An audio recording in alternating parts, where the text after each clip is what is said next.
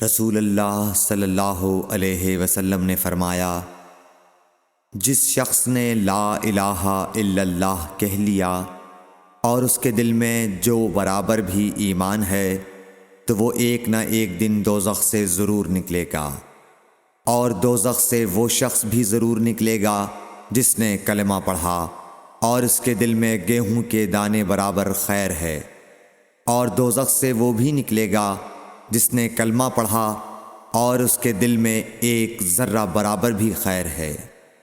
صحیح بخاری حدیث نمبر 44۔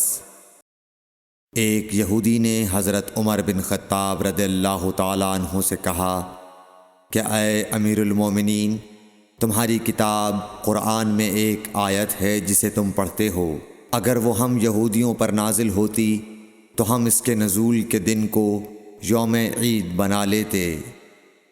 آپ نے پوچھا وہ کون سی آیت ہے؟ اس نے جواب دیا، سورہ مائدہ کی یہ آیت کہ آج میں نے تمہارے دین کو مکمل کر دیا اور اپنی نعمت تم پر تمام کر دی اور تمہارے لیے دین اسلام پسند کیا۔ حضرت عمر رضی اللہ تعالی عنہ نے فرمایا کہ ہم اس دن اور اس مقام کو خوب جانتے ہیں۔ جب یہ آیت رسول اللہ صلی اللہ علیہ وسلم پر نازل ہوئی، اس وقت آپ صلی اللہ علیہ وسلم عرفات میں جمعے کے دن کھڑے ہوئے تھے۔ صحیح بخاری حدیث نمبر 45۔